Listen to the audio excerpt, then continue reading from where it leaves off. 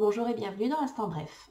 Comme chaque mois, je vais traiter des questions que vous me posez en tentant d'être la plus factuelle et la plus claire possible. Et ça, c'est déjà un exploit en soi. Bonjour, bonjour. Merci. Pourquoi on n'est plus dans la grande salle, là? Pour te réhabituer progressivement à prendre moins de place. Ce mois-ci, j'ai eu droit à des questions qui collent drôlement bien ensemble, ce qui facilite vachement le travail. Alors allons-y. Qu'est-ce que la sophrologie? Cette méthode thérapeutique a été créée en 1960 par le professeur Caicedo. C'est pourquoi vous trouverez parfois des sophrologues qui précisent qu'ils sont caïcédiens. Ce professeur donc s'intéresse à son époque aux techniques thérapeutiques plus douces que celles utilisées en milieu psychiatrique. Coma insulinique, électrochoc. Bof. Pardon, sismothérapie. Il découvre l'hypnose pour accéder aux états modifiés de conscience, les EMC, mais trouve tout cela trop limité pour lui. Il s'appuiera sur la phénoménologie. Le truc qui dit qu'on doit s'appuyer seulement sur les faits et pas sur ce que ça veut dire, c'est ça? Exactement. Mais aussi le yoga et le zen pour créer la sophrologie. Le nom est tiré des racines sos, harmonie, frêne, esprit, conscience, enveloppe et logos, science et étude. Par la suite, aux alentours de 1977, la sophrologie va s'ouvrir au non médical grâce à Raymond Abrozol qui décidera de l'appliquer au sport notamment. La sophrologie a l'avantage d'avoir 3 champs d'application bien définis. Thérapeutique, pour soigner un trouble gênant, un symptôme persistant. Mon agressivité, mon melon, mon énorme présence. Prophylactique, pour prévenir le symptôme et éviter son apparition. Le complexe que j'ai à la vue de quelqu'un de moins compétent que moi, donc 99,9% du temps. Et didactique, pour l'enseignement, dans le but de prendre en charge sa vie au mieux. Oh, suivez donc mon exemple, vous ne pourrez qu'aller mieux. La sophrologie traite différents types de troubles, divers et variés, comme la gestion des émotions, des douleurs, des traumatismes, la perte de confiance en soi, les TOC, les addictions. Une séance de sophrologie se déroule comme suit. On papote, on discute, on explique. C'est ça. On commence par une anamnèse, une discussion qui permet effectivement de faire le point sur certaines choses. Puis on entame la sophrodynamique qui permet de travailler le souffle, les postures, la réoxygénation du corps. Et on attaque le gros avec la sophronisation à proprement parler.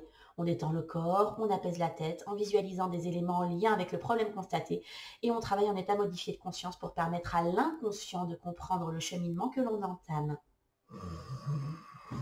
Et enfin, on prend un dernier temps d'échange pour faire un point sur ce que vous avez vécu durant cette séance.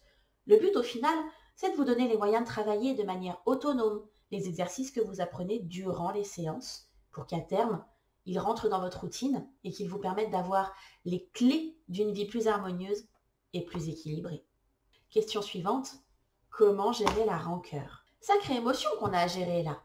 La rancœur, c'est cette amertume qu'il nous reste parfois après ce que l'on vit comme une injustice ou une déception. Elle n'a rien de mauvais comme toute émotion, elle a une véritable fonction de limitation liée à nos valeurs propres. Tu dis ça justement parce que tu es rancunière? Ouais, et alors?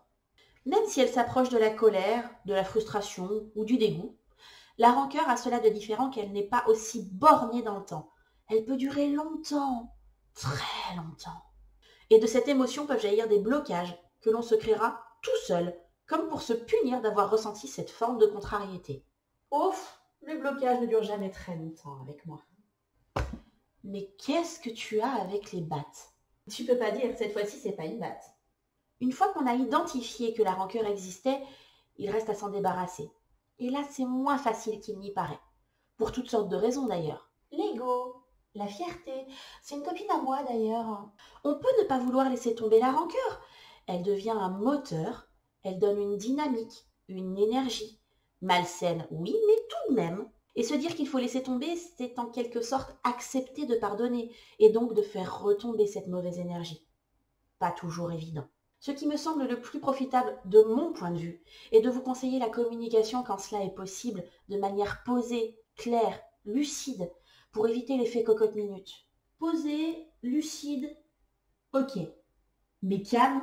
J'ai conscience que ce n'est pas toujours donné, mais si l'on ne se sent pas capable d'être calme en face à face, il est toujours possible de le faire par écrit. On prend alors le temps de choisir les mots, de se confronter parfois à leur violence, d'interpréter nos phrases. Et il arrive même parfois qu'on constate que ce que l'on reproche à l'autre, c'est un leurre, et qu'en fait c'est à soi qu'on en veut. Et oui, parce que la rancœur, elle aussi, on peut se l'adresser à soi-même, sans bien comprendre quand et pourquoi. Ouais, on va encore tomber dans le aimez-vous les uns les autres, bordel de merde. Ah non, non, non, non, pas forcément. Mais commencer par vous pardonner serait déjà un bon début. D'ailleurs, dernière question, comment accéder au pardon? Peut-être que gérer la rancœur est plus facile que de pardonner, dans le fond. Et là, c'est une vraie question que tu poses. C'est vrai. Il semble parfois que certaines choses ne puissent être pardonnées. Trop graves, trop absurdes, allant trop à l'encontre de nos valeurs. Ou carrément pas acceptables. Et totalement what the fuck, ouais. Il se peut qu'effectivement, pour trouver la possibilité du pardon dans certaines circonstances, il faille se lever tôt. Mais concrètement, qui souffre le plus de l'absence de pardon? Celui qui a fauté ou celui qui a subi la faute? Les deux? Peut-être. Oui, mais les enjeux ne sont pas les mêmes. C'est vrai, celui qui commet la faute peut avoir deux points de vue différents. Le premier, il reconnaît son erreur, admet qu'il n'aurait jamais dû la faire, il s'en veut et il sait que ça lui servira de leçon. T'es trop mignonne d'y croire encore. Mais tu sais, comme le dit le grand prophète Greg House, tout le monde ment. Bon, laisse-moi y croire 30 secondes alors. Dans ces circonstances-là, le pardon sera vraiment recherché par le fautif. Il a un vrai sens, un besoin d'être et d'exister.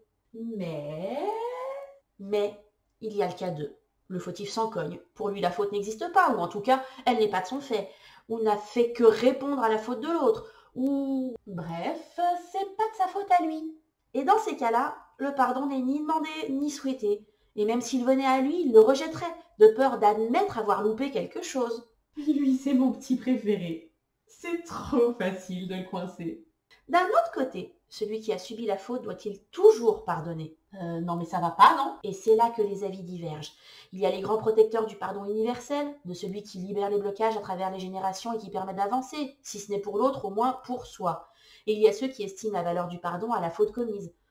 Enfin, il y a aussi ceux qui pensent que tout n'est pas pardonnable. Je ne partagerai pas mon point de vue, ce serait un petit peu trop subjectif.